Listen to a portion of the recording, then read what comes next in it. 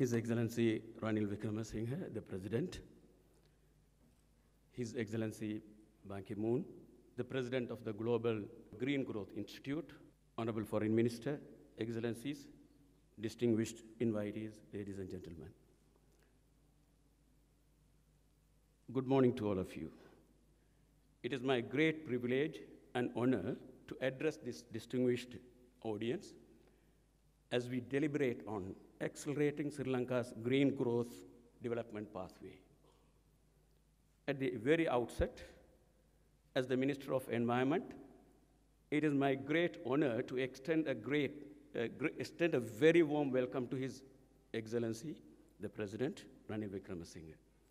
Sir, your highest commitment, blended with enlightened and strategic leadership, is perhaps the best proof of success of Sri Lanka's green transition, and in that context, we are encouraged that you are present here with us today. Today's gathering is both momentous and historic because of the presence of our most distinguished guest, His Excellency Ban Ki-moon, the President of the Global Green Growth Institute and 8th Secretary General of the United Nations. Your Excellency, we are very honored and extremely happy that you are with us today, helping us in the way for us an accelerated green transition in Sri Lanka. Your visit to Sri Lanka is very timely and auspicious, particularly in the post-COP27 and COP15 global context, and we believe it will pave the way in making Sri Lanka's green growth a practical reality in the foreseeable future. Excellencies, ladies and gentlemen, the existential threat of the climate crisis and catastrophic loss of nature make green growth across the globe a necessity for collective survival. Green growth means fostering economic growth and development while ensuring the natural assets continue to provide the resources and environmental services on which our well-being relies. Sri Lanka well contributes to the global agenda of sustainable development. And in this regard, climate change, sustainable land management, biodiversity conservation, waste management, circular economy, green cities, and environment education will be the highest green investment priorities of the country. Sri Lanka's emissions are very low comparing other countries. Our strategy now is to maximize renewable energy technology and build resilience in our country, which at the same time delivers on carbon neutrality by 2050. This is our contribution to the achievement of the Paris goals and keeping 1.5 alive. The long-term nature-positive vision of the nation that was well articulated by His Excellency, the President Ranil Wickremesinghe, will continue to guide us. That is, to take Sri Lanka towards higher middle income status within few years and aiming to make Sri Lanka into a developed country by 2048, exactly after 100 years of independence. And we will achieve that. The hardship we face now can only be borne if we contribute to this more prosperous future. The government of His Excellency Ranil Wickremesinghe is ready to overcome the challenges, even in the face of global economic and food crisis.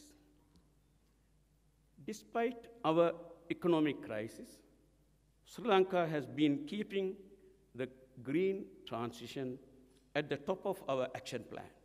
For instance, we have submitted the updated determined contribution to the UNFCCC with the more ambitious, quantified, and robust assessment of mitigation potential and adaptation measures for the next decade. We focus on building resilience of agriculture, fisheries, livestock health, water biodiversity, coastal and marine tourism, urban planning, and human settlement, etc. Sri Lanka commits to reduce GHG emission by 14.5% from power, transport, waste, forestry, and agriculture. To minimize the environmental issues, we have prepared Climate Prosperity Plan, which seeks not just to eliminate vulnerability of climate change, but use our climate targets as the investment to help drive growth across a more sustainable economy.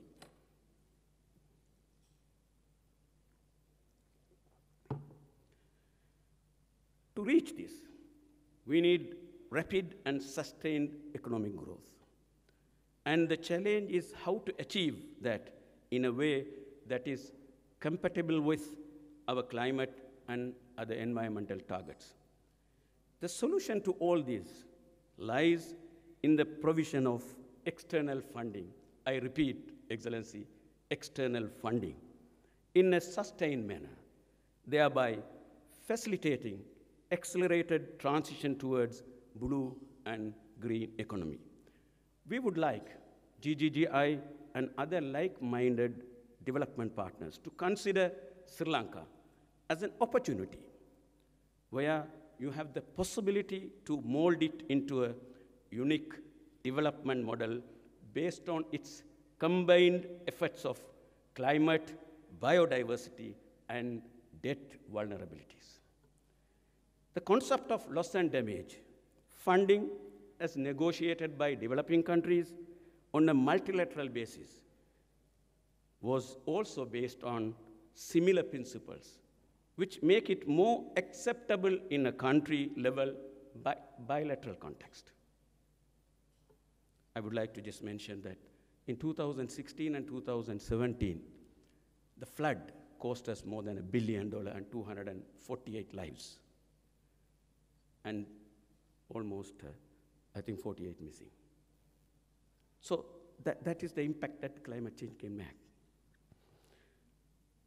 Alternatively, GGI can play an instrumental role in promoting swaps of debt for investments through which large-scale creative debt restructuring can be implemented to achieve climate objectives and sustainable development goals for Sri Lanka and other debt-distressed countries in the global south.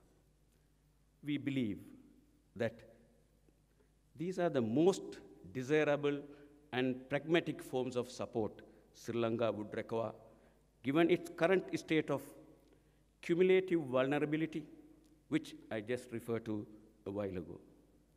Your Excellency Ban Ki-moon, I am sure you would agree with me when I say that Sri Lanka has been an active member of GGGI, given the short period we have been in the membership. Sri Lanka first became an official member of GGGI in 2019 and currently hold the office of the Vice President to the Assembly and Vice Chair of the Council since 2022.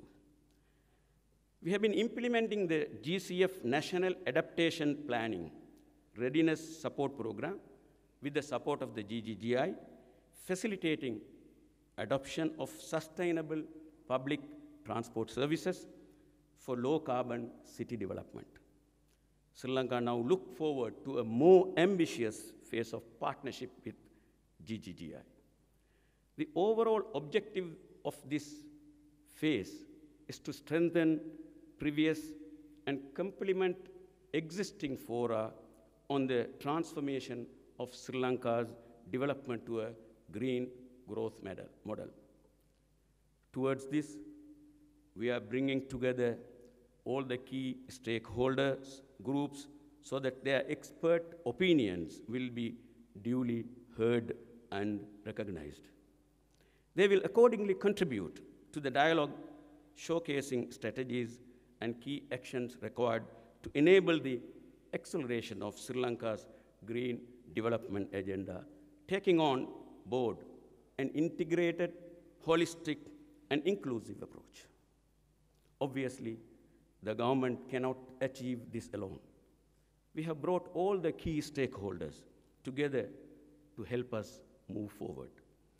We are determined to work together to achieve priority actions for green growth in Sri Lanka. As the government of Sri Lanka, we are creating the enabling environment with the correct policies and strategies in place to support the green growth agenda. On the other hand, we have recognized the role of the private sector here. We are bringing the private sector on board, supporting our transition to cleaner, renewable energy, promoting more sustainable transport systems, and supporting with innovative technologies in the agriculture sector. Thereby, I am happy to announce that Sri Lanka will be signing the host country agreement on 7th February 2023, that is tomorrow, to further strengthen Sri Lanka's green growth development.